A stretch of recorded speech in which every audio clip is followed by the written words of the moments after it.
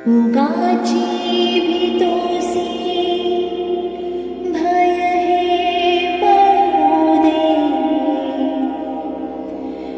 वसे अंतरी स्वामी शक्ती कळू दे। जगी जन्म मृत्यू असे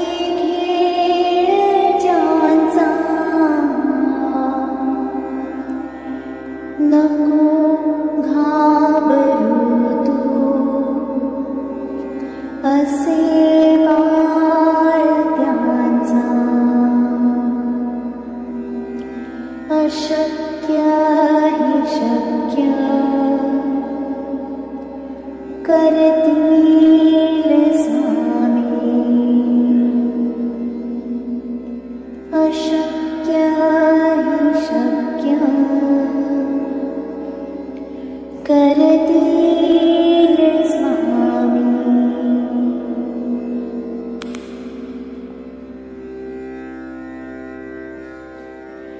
अवधूत चिंतन श्री गुरुदेव दत्त। ओम साई अवधूत आनंद मराठी यूट्यूब चॅनलमध्ये आपले स्वागत आहे। आपण ऐकत आहात हिरण्यगर्भ कथा ब्रह्मांड नायकाची, म्हणजेच साक्षात श्री स्वामी समर्थांची।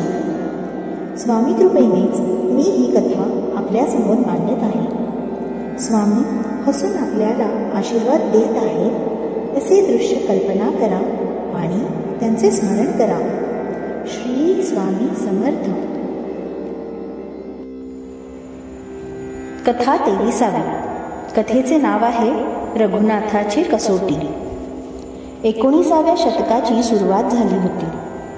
कर्दळी वनातील त्या गर्द अरण्यातल्या आपल्या गुहेत योगीराज शांत आणि निश्चल बसले होते। तंद्री लागली होती, धुनी धगधगत होती, अग्नीचा प्रकाश सर्वदूर पसरला होता। योगीराजांना आपल्या पुढील लीलाविलासांचे वेध लागले होते। त्यांनी अलग पुकारला, त्रिशूळ उचलला आणि धुनीजवळ जमिनीवर टेकवला। सर्व गुहेत कवडी उदाचा धूर आणि सुगंध पसरू लागला होता। योगीराजांचे लाडके शंकरबाबा प्रकटून धुनीजवळ उभे राहिले होते, साधारण 5 फूट उंची। त्यांनी धोतर आणि अंगरखा परिधान केला होता।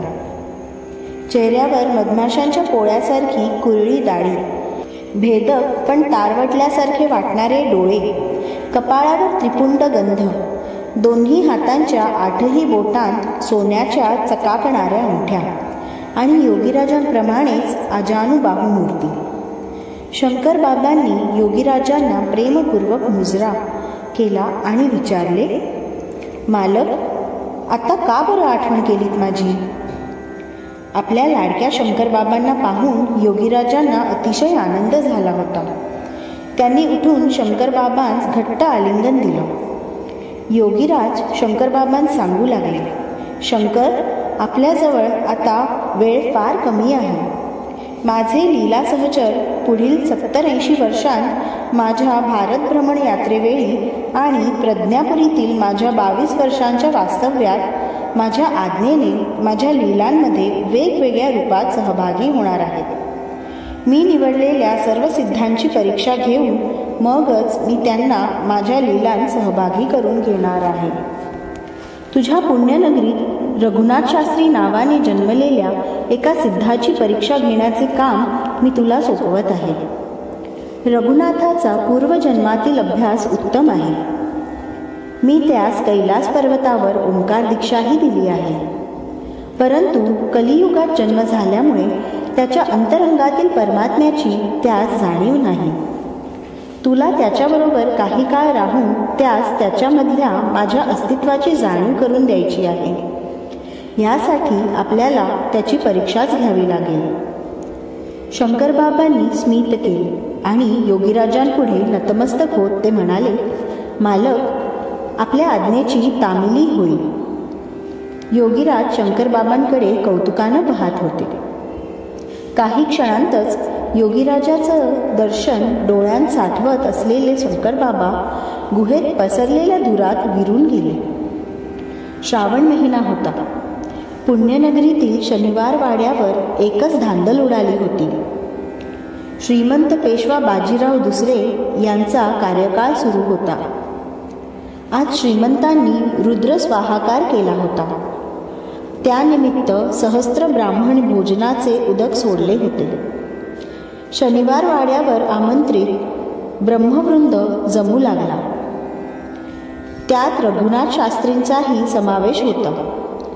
रघुनाथ शास्त्री तेजपुंज विद्यावंत ऋग्वेदी ब्राह्मण होते. त्यांचा शास्त्रांचा अभ्यास गाढा होता. 5.6 फूट उंच, भरदार देहयष्टी, चेहऱ्यावर विद्वत्तेचं तेज असे त्यांचे व्यक्तिमत्व त्यांना पाहणाऱ्यावर प्रभाव पाडत असे. ब्राह्मण भोजनासाठी पंक्ती बसू लागल्या. तेवढ्यात त्या भोजन समारंभात आणखी एका ब्राह्मणानं प्रवेश केला. साधारण 5 फूट उंची, तेजस्वी डोळे, भेदक नजर, गळ्यात यज्ञोपवीत, चेहऱ्यावर गच्च दाढी, हातांच्या 8ही बोटांत सोन्याच्या अंगठ्या, परंतु देह अष्टावक्र होता. हे दुसरे तिसरे कोणी नसून आपल्या योगीराजांचे लाडके शंकरबाबाच होते. पाहताच कोणालाही कुतूहल वाटावं असे त्यांचे व्यक्तिमत्व होते. हे गृहस्थ पुण्यनगरीतील वाटत नाहीत. गावात कुठेच यांना पाहिल्याचं आठवत नाही असा विचार करत रघुनाथ शास्त्री त्या गृहस्थांकडे कुतूहलानं पाहू लागले. इतक्यात ते गृहस्थ पंक्तीत रघुनाथ शास्त्रींच्या बाजूलाच असलेल्या रिकाम्या पाटावर येऊन बसले. दोघांची नजरानजर झाली. दोघांनी स्मित केलं. त्रिसुपर्ण म्हणून झाल्यावर पंक्तीला सुरुवात झाली. श्रीमंतांनी हात जोडून सर्व ब्राह्मण वृद्धांस नमस्कार केला आणि भोजनास प्रारंभ करण्याची विनंती केली. चित्राकृती अर्पून सर्वांनी भोजनास प्रारंभ केला. श्रीमंतांकडच्या भोजनाचा थाट काय वर्णावा. सर्व भोजन व्यवस्था अत्युत्तम अशीच होती. रघुनाथ शास्त्री प्रसन्नतेनं भोजन करीत होते. उत्तम भोजनाचा आस्वाद हे त्यांच्या प्रसन्नतेचं एकच कारण नव्हतं. त्यांच्या शेजारी बसलेले गृहस्थ आल्यापासून त्यांना एक अनामिक आनंद होत होता. त्याचे त्यांना अतिशय आश्चर्य वाटत होते. त्या गृहस्थांशी झालेल्या वार्तालापामुळे रघुनाथ शास्त्रींना कळलं की या गृहस्थांचे नाव शंकर शास्त्री असून ते दक्षिणेतील श्रीशैल्यहून आले आहेत. दोघंही संस्कृत भाषेत संभाषण करत होते. उत्तम संस्कृत संभाषण करणाऱ्या शंकर शास्त्रींनी रघुनाथ शास्त्रींना प्रभावित केले होते. शंकर शास्त्रींशी बोलल्यावर त्यांच्या विद्वत्तेबद्दल रघुनाथ शास्त्रींना जराही संदेह वाटत नव्हता. भोजन समाप्त झाले. भोजन कक्षाच्या बाहेर सेवेकऱ्यांनी प्रत्येकाला हात धुण्यासाठी हातावर पाणी घातले. हस्तप्रक्षालनानंतर सर्वजण बाजूच्या दालनात विसावले.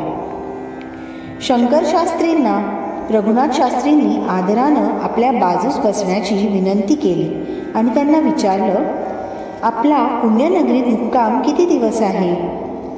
रघुनाथ शास्त्रींनी त्यांना आपल्याकडे एखादा दिवस तरी मुक्काम करावा अशी नम्र विनंती केली.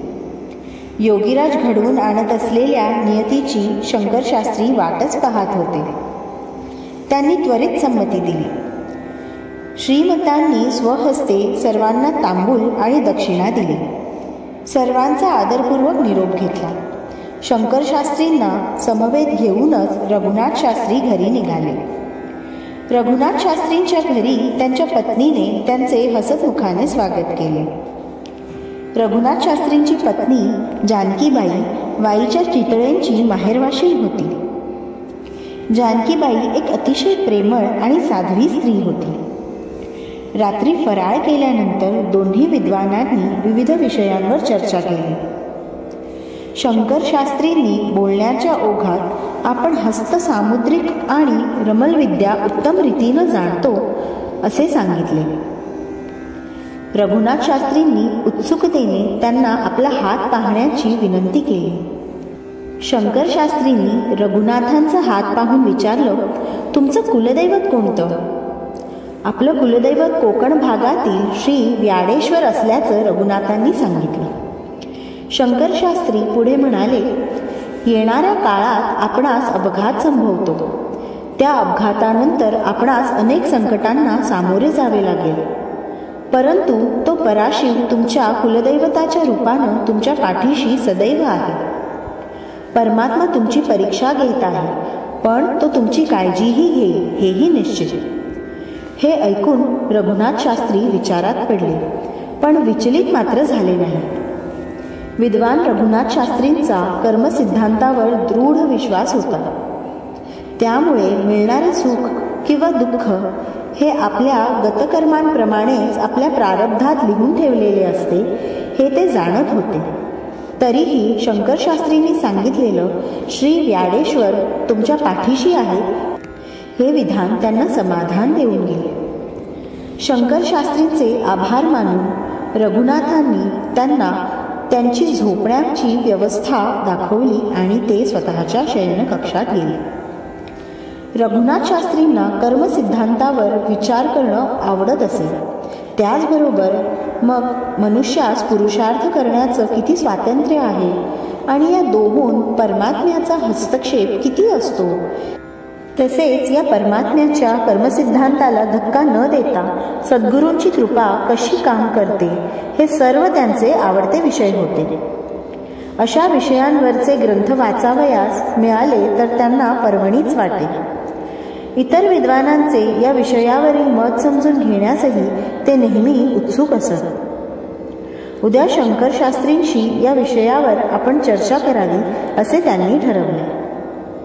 शंकरशास्त्रींना भेटल्यावर आता आपण देहातील सद्गुरूंचा अनुग्रह घ्यावा का असाही विचार त्यांच्या मनात तरळून गेला. आपल्याच विचारात अशा प्रकारे घडून गेल्यामुळे जानकीबाई शयनकक्षात आलेल्याही त्यांना कळले नाही. अचानक त्यांचे कौतुकानं आपल्याकडे बघणाऱ्या पत्नीकडे लक्ष गेले. मनातले विचार बाजूला सारून ते पत्नीकडे गेले. त्यांना पाहून हसले. रघुनाथ शास्त्री जानकीबाईस म्हणाले, उद्या श्रावण शुक्रवार आहे आणि श्रीशैल्याहून आलेले अतिथी ब्राह्मण आहेत, तेव्हा उद्या जेवायला श्रीमंती थाटाचा बेत करावा. जानकीबाईनंही आनंदानं त्वरित होकार दिला. इकडे शंकरबाबांना रघुनाथ शास्त्रींच्या मनातील विचार कळत होते, पण त्यांना रघुनाथ शास्त्रींच्या मनातील विषयांवर यावेळी त्यांच्याशी चर्चा करायचीच नव्हती. या सगळ्या गोष्टी त्यांनी स्वतः अनुभवून अनुभूती घ्यावी आणि परमात्म्याच्या कृपेला पात्र व्हावं अशी त्यांची इच्छा होती.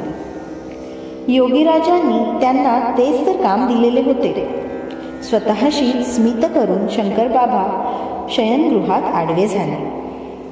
दुसऱ्या दिवशी माध्यान्ह भोजनास जानकीबाईंनी भोजनाचा खरोखरच श्रीमंती थाट केला होता. सर्व तयारी करून पतीस त्यांनी पानं वाढत आहे अशी वर्दी दिली होती. रघुनाथ शास्त्रींनी शंकरशास्त्रींना आदरानं हात धरून पाटावर बसवलं. पती पत्नी दोघांनाही कळत नव्हतं की शंकरशास्त्री जेवायला आले म्हणून आपल्याला इतका आनंद का होतो आहे. स्वयंपाक करणाऱ्या काकूसुद्धा चकित झाल्या होत्या. हे शंकरशास्त्री कोण आहेत की ज्यांच्यासाठी असा खास बेत आज जानकीबाईंनी केला आहे. त्यांनाही प्रश्न पडला होता. सागर संगीत आग्रहाचं भोजन झालं. ताटात बनवून ठेवलेला त्रयोदशगुणी विडा रघुनाथ शास्त्रींनी शंकरशास्त्रींच्या हातात दिला. दक्षिणा देऊन त्यांनी उभयतांनी नमस्कार केला. भोजन उपरांत दोघे जण सदरेवर चर्चा करत बसले होते. आदल्या रात्री ठरवल्याप्रमाणे रघुनाथ शास्त्री कर्मसिद्धांत वगैरे विषय बोलण्याआधीच शंकरबाबा खुबीनं काही वेगळाच विषय काढत होते. त्यामुळे रघुनाथ शास्त्रींना जी चर्चा करायची होती ती राहूनच गेली. थोड्या वेळाने उभयतान विश्रांती घेण्यास निघून गेले. संध्याकाळी शंकरशास्त्री परत जायला निघाले. परंतु निघण्यापूर्वी रघुनाथ शास्त्रींना त्यांनी ध्यान मार्गाचं एक विशेष तंत्र उलगडून सांगितलं आणि शिकवलंही. नंतर मग रघुनाथ शास्त्री आणि जानकीबाईंनी शंकर शास्त्रींना प्रेमपूर्वक निरोप दिला. शंकर बाबांचे काम झाले होते. त्यांना माहीत होते की आता यापुढे रघुनाथाची परीक्षा सुरू होणार आहे. शंकर शास्त्रींनी शिकवलेल्या ध्यानतंत्राचा रघुनाथ शास्त्रींनी रोज अभ्यास सुरू केला. रोज पहाटे 2 तास आणि सायंकाळी 2 तास ते हा ध्यानधारणेचा अभ्यास करत. जानकीबाईंना हे रघुनाथ शास्त्र्यांचे खूप नवे नव्हते. कोणतीही नवीन चांगली गोष्ट कळल्यावर तिचा प्रयोग करून स्वानुभव घेण्याचा आपल्या नवऱ्याचा स्वभाव त्यांना चांगलाच माहीत होता. परंतु ध्यानधारणेबद्दल त्यांना काहीच माहीत नसल्यामुळे नादिष्टपणा आहे, नुसतं असं बोसवून साधत का नाही असं कधीतरी त्या त्राग्यानं म्हणत असत. काळ पुढे चालला होता. रघुनाथ शास्त्रींना आता ध्यानधारणेचं नवे तंत्र चांगलंच अवगत झालं होतं. रोज ध्यान करताना रघुनाथ शास्त्रींच्या मूलाधारातून स्पंदनं वर वर सरकत जात असलेली त्यांना जाणवत असत. ध्यान अवस्थेत ते जसे काही एका वेगळ्याच जगात प्रवेश करत. तिथे त्यांना जो प्रकाशमय आनंदाचा अनुभव येईल त्यामुळे ते सततच आनंदात राहत असत. जानकीबाईंना नवल वाटे की आपली स्वारी आजकाल कशामुळे इतकी प्रसन्न दिसते, इतकी आनंदात का असते. शंकर शास्त्रींनी वर्तवलेले अपघातासंबंधी भविष्य रघुनाथ शास्त्रींनी त्यांना देखील सांगितलेले होते. कधीकधी त्याची आठवण होऊन जानकीबाईंचा भीतीनं थरकाप होईल आणि मग तर आपल्या पतीच्या सतत आनंदित राहण्याचं त्यांना आणखीनच नवल वाटू लागेल. रघुनाथ शास्त्री मात्र एका वेगळ्याच अनुभूतीचा आनंद तासनतास लुटत असत. ध्यानाला बसलं की वेळ कसा गेला हेच त्यांना समजत नसे. वारंवार शंकर शास्त्रींची आठवण येऊन रघुनाथ शास्त्रींना भरून येईल. हे ध्यानतंत्र शिकवून शंकर शास्त्री आपल्याला जणू गुप्त खजिन्याची किल्लीच देऊन गेले आहेत असंही कधीकधी त्यांना वाटे. शंकर शास्त्री यांनी वर्तवलेल्या भविष्यावर ते आता फारसा विचारच करत नसत. कर्मसिद्धांत वगैरे विषयाच्या कोरड्या विचारमंथनापेक्षा त्यांना हा ध्यानसाधना मार्ग जास्त आवडू लागला होता. काही काळाने शंकर शास्त्रींनी वर्तविल्याप्रमाणे रघुनाथ शास्त्रींना अपघात झाला. डावा पाय कमरेपासून टाचेपर्यंत जायबंदी झाला. वेदना अतिशय तीव्र होत्या. जानकीबाईंवर तर आभाळच कोसळलं होतं. रघुनाथ शास्त्रींची दोन्ही मुलं प्रद्युम्न आणि विश्वनाथ वयाने अजून लहान होती. मुलेही आपल्या प्रसंगानं गांगरून गेली होती. वैद्यराज आपलं कसब पणाला लावून रघुनाथ शास्त्रींवर उपचार करू लागले. तरीही पायातील वेदना कमी होत नव्हत्या. आता रघुनाथ शास्त्रींची परीक्षा सुरू झाली होती. जानकीबाई रघुनाथ शास्त्रींच्या सेवेत सदैव तत्पर होत्या. आपली सगळी काळजी चिंता दूर ठेवून त्या हसतमुखानं रघुनाथ शास्त्रींची सेवा शुश्रूषा करत होत्या. एके दिवशी मध्यरात्रीच्या सुमाराला तीव्र वेदनांनी रघुनाथ शास्त्री तळमळत होते. जागरण करत बसलेल्या जानकीबाईंचा अतिश्रमानं बसल्या जागीच डोळा लागला होता. तेवढ्यात शेजारी ठेवलेल्या समईच्या ज्योतीतून एक प्रकाशाचा अग्निगोळ निघाला. तो अग्निगोळ आता मोठा मोठा होऊ लागला. रघुनाथ शास्त्री आश्चर्यानं बघत होते.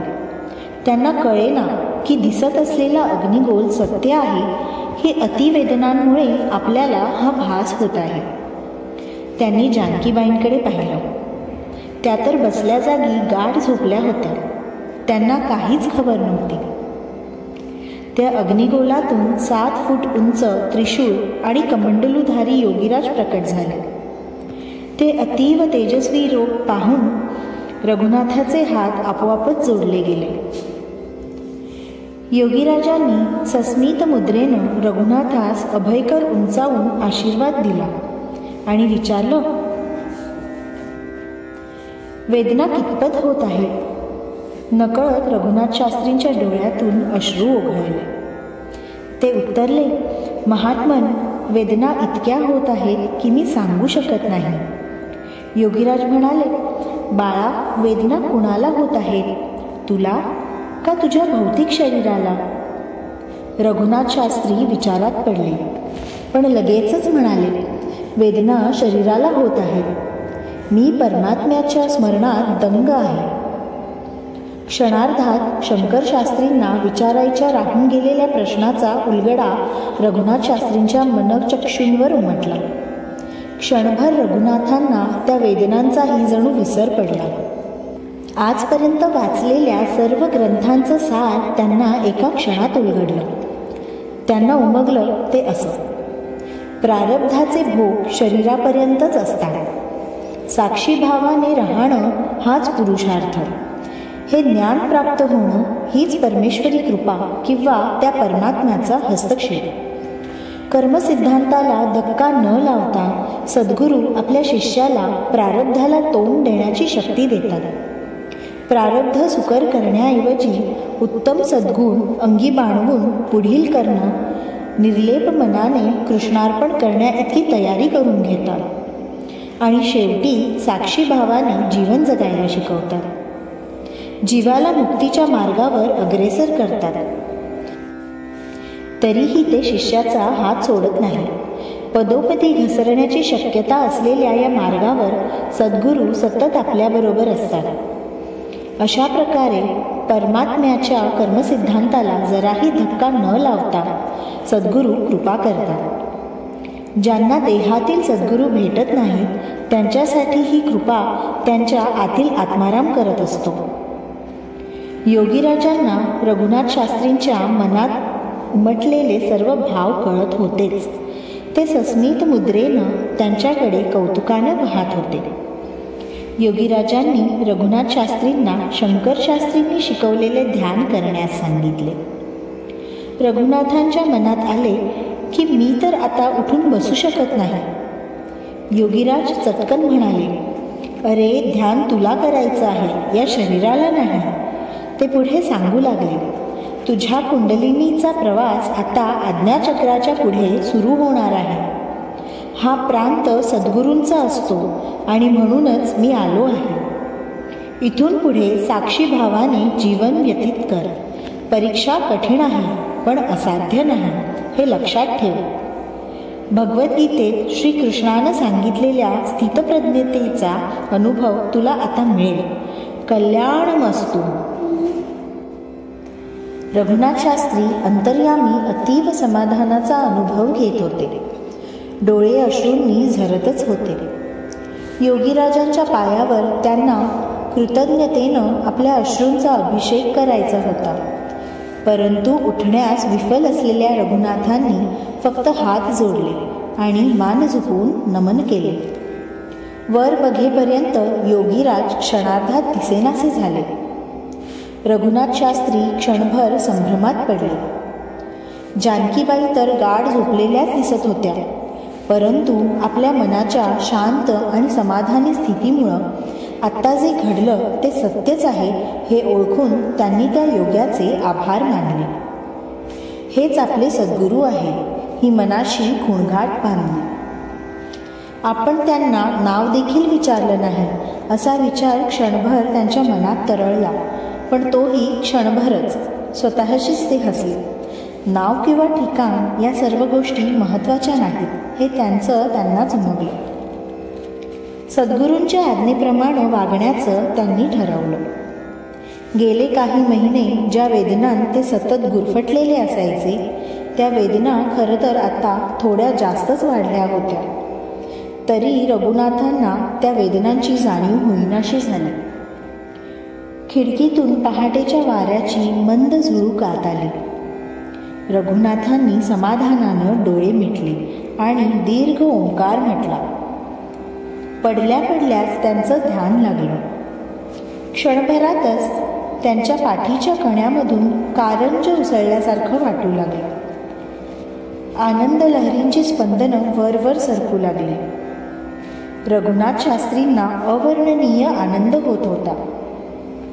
जानकीबाई जाग्या झाल्या. पतीच्या डोळे मिटलेल्या मुद्रेवर अतीव समाधान पाहून त्या अचंबित झाल्या. पहाट सरून सकाळ झाली होती. त्या दिवसापासून शरीर वेदनेनं कितीही व्यापलेलं असलं तरी रघुनाथ शास्त्री सच्चिदानंदाच्या मितीत विहरत असायचे, सतत आनंदात असायचे. काळ चालला होता.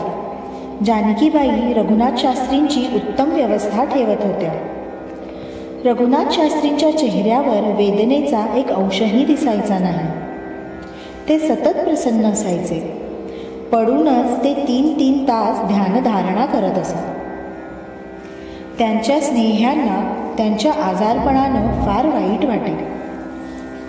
विलायती औषधं आणि डॉक्टर यांचा नुकताच प्रसार होत होता. काही रुग्ण त्या औषधांनी बरे झाल्याची देखील चर्चा होती. रघुनाथ शास्त्रींच्या बाबतीत एका स्नेह्यांनी देशी उपाय थकलेले बघितले. आता विलायती उपाय करून बघू असा विचार करून एक दिवस ते एका विलायती डॉक्टरला त्यांच्या पायावर उपचार करण्यासाठी घेऊन आले. त्यांच्या पायाची अवस्था बघून त्या डॉक्टरच्या लक्षात आलं की त्याच्या उपचारांचा या रुग्णाला काही फारसा उपयोग होणार नाही. रघुनाथ शास्त्रींचे डोळे मिटलेले होते आणि ध्यानाच्या खोल अवस्थेत ते विहरत होते. त्या डॉक्टरांना आश्चर्य वाटलं की या अवस्थेतील रुग्ण इतका शांत कसा राहू शकतो. त्या डॉक्टरने भारतीय योग्यांबद्दल आणि योगशास्त्राबद्दल ऐकलं होतं. तो उद्गारला, हे तर उच्च आध्यात्मिक योगी असावे, कारण या परिस्थितीत शांत राहणं शक्यच नाही. ध्यानाच्या अवस्थेत असलेल्या रघुनाथ शास्त्रींच्या तोंडातून अचानक छांदोग्य उपनिषदातील वाक्य निघालं, तत्वमसी. रघुनाथाच्या चेहऱ्यावर एक दैवी स्मित होतं, परंतु विलायती डॉक्टरला ते काहीच कळलं नाही. काळ पुढे सरकत होता. रघुनाथ शास्त्री आता 24 तास परमात्म्याच्या अनुसंधानात राहून सच्चिदानंदाचा आनंद लुटत होते. भेटायला येणाऱ्या सर्वांशी ते आनंदानं वार्तालाप करत. शारीरिक त्रासाचा लवलेशही त्यांच्या वावरण्यात किंवा वागण्यात दिसत नसे. एके दिवशी श्रीशैल्यहून अचानक शंकर शास्त्रींचं आगमन झालं. रघुनाथ शास्त्रींना अतीव आनंद झाला. जानकीबाईही आनंदल्या. त्या रात्री रघुनाथ शास्त्री आणि शंकर शास्त्री बोलत होते. कक्षात कोणीच नव्हतं. रघुनाथ शास्त्रींनी शंकर शास्त्रींना योगीराजांच्या दर्शनाची हकीकत आणि आपली पुढील प्रगती सांगितली. ते पुढे म्हणाले, आपण कोण आहात हे सांगून मला कृतार्थ करावा. शंकर बाबा हसू लागले. रघुनाथ परीक्षेत पास झाला होता, त्यामुळे ते आपल्या मूळ स्वरूपात प्रकट झाले. कक्षात सर्वत्र निळसर प्रकाश पसरला. आजानुबाहू योगीराज शंकर बाबा गुडघ्यांना हातांचा विळखा घालून रघुनाथ शास्त्रींच्या पलंगावरच बसलेले होते. शंकर बाबांनी आपल्या उजव्या हाताचा अंगठा रघुनाथाच्या भ्रूमध्यावर ठेवला आणि विचारलं, अरे मालकांना विसरलास का? त्या क्षणी रघुनाथांना मानस सरोवराच्या काठी ऐकलेला लक्ष शंखातून उमटणारा ओंकार ध्वनी ऐकू येऊ लागला. त्यांची चेतना योगीराजांच्या चेतनेशी संलग्न झाली. आपणास कोणत्या कार्यासाठी योगीराजांनी पाठवलं आहे हेही जाणवलं. या जन्मातील आपली मुलं विश्वनाथ आणि प्रद्युम्न ही त्यांच्या प्रारब्ध कर्मानुसारच जगणार. ती आपली जबाबदारी नाही. तसंच योगीराजांनीच जानकीबाईस काया वाचा आणि मनानं आपल्यासाठी सहयोग सखी म्हणून पाठवल्याचंही त्यांच्या लक्षात आलं. योगीराज कृपेनं त्यांचं चित्त पूर्णपणे शांत झालं होतं. त्या शांततेचा अनुभव कदाचित ते स्वतःही शब्दात वर्णन करून सांगू शकले नसते. त्यांनी दोन्ही हात जोडून कृतज्ञतेनं शंकर बाबांना नमस्कार केला. शंकर बाबा रघुनाथाचं डोकं थोपटत होते आणि रघुनाथ शास्त्री आता एका समाधानी आणि अद्भुत निद्रेचा अनुभव घेत होते. शंकर बाबांना योगीराजांनी सोपवलेलं काम आज पूर्ण झालं होतं. वर धपाटा तरीही आत आधार देऊनी जपले रघुनाथाला. वर धपाटा तरीही आत आधार देऊनी जपले रघुनाथाला. योगीराजांची लीला अलौकिक निशब्द करी शब्दाला. श्री स्वामी समर्थ. तुम्हाला जर आमचे कथेंचे व्हिडिओज आवडत असतील तर प्लीज यांना लाईक करा, इतर स्वामी भक्तांसोबत शेअर करा आणि चॅनलला नवीन असाल तर अशाच नवीन कथेंसाठी प्लीज याला सबस्क्राईब करा. अवधूत चिंतन श्री गुरुदेव दत्त.